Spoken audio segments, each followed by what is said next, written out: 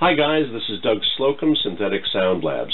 There have been numerous questions about the functionality of the V-Gates, so today I want to just show you and run through very quickly what the V-Gates does at sort of a sterile technical level, but it'll give you an idea of how all the modes and functions work. It's difficult to explain in a paper manual. So this is the V-Gates. It has analog and digital modes, and depending on which of the analog or digital you're in, it has different functions within that. It has an initial control for, well, we'll see that later, and a CV amount control. It has 8 gate outputs, which are very flexible, and there's an LED associated with each one. There's, again, depending on what mode you're in, we've got a reset or CV input and a clock in output. We'll see how those work in a moment.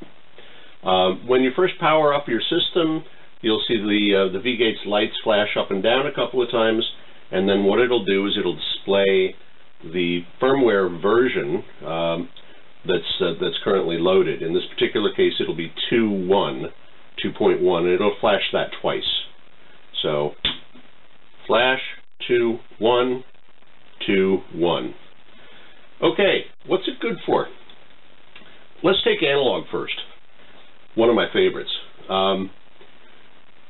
Let's take a CV in and connect it to a low frequency oscillator, the quad LFO.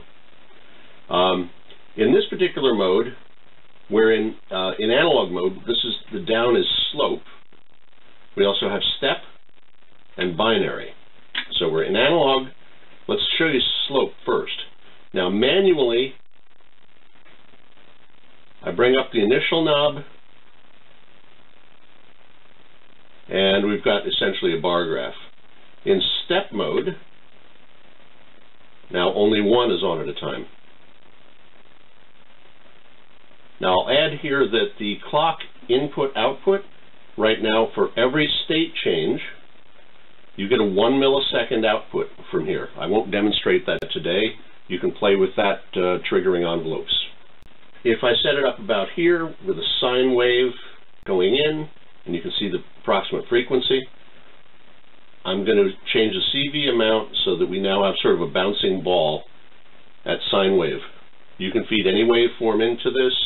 Triangle wave is more linear. Sawtooth wave is fine. Sine is one of my favorites.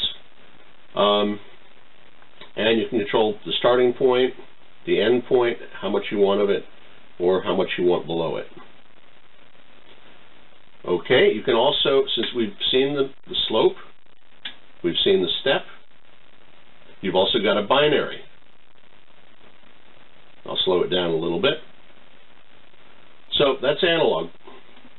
Let's reset right now, and we will take a look at digital mode. So, reset, we're going to go into digital mode, and we're going to go into random. What was slope in analog mode is random mode. And I'm going to flip to a square wave here, so I've got a nice clean edge, although it's not really necessary.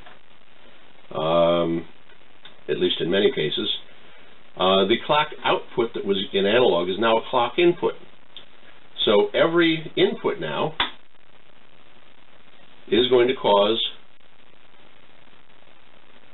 a random change in the outputs. You'll notice that only one is on at a time.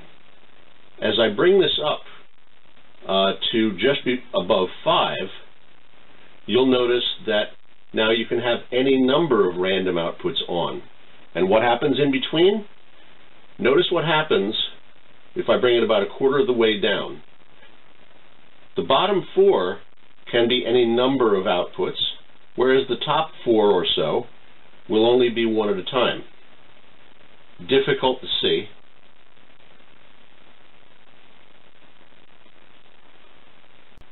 And as you bring it up and down, you control essentially where that transition is between exclusivity and basically all on random.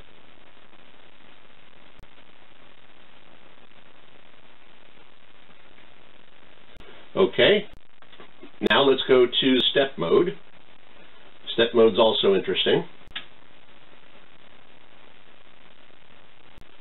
You'll notice that the V-Gates is now following the input pulse in step mode. Now I'll go back to random, I guess. Now you might be thinking, what happens on the other side of that initial knob? Notice that the quad LFO has a 50-50 duty cycle for the square wave.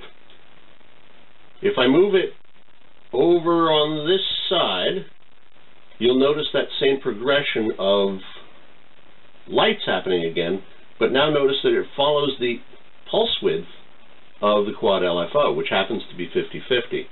It'll follow virtually any pulse width. And again, as we move it up, you'll get that exclusivity, again, following the pulse width, or how many of the output channels do you want to be non-exclusive, and that's all controlled in the dial. I'm going to move over to step mode. You'll notice that it's pretty much a gate sequencer, if you will. And you'll notice in this, with the knob all the way down, it is following the pulse width. As you bring the knob up, more and more stages do not follow the pulse width. It's a little bit backwards from the way that the random worked, but it's something you'll get used to. It felt better when I was designing the firmware this way. So again, as you bring this down to the middle, follow pulse wave, not follow pulse wave, or input pulse rather. As I bring this more and more past 5, you'll get it to a point where now it's going to do a ping pong. And as I bring it further up, you'll get that same effect where it's now following the pulse wave. I want a step sequencer that will reset on 4. Take the output of 5, one above it, and feed it in, and now you'll get 1, 2, 3, and 4. Similarly, I want to count in 5,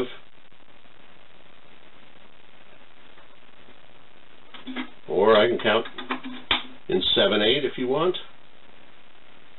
And similarly, everything's the same here. You can also do the up down. It switches at the point the jack is in. There is also a binary mode for division. So we go to binary now. Again, between following and not following. Here's not following, and here's all channels following the input pulse width.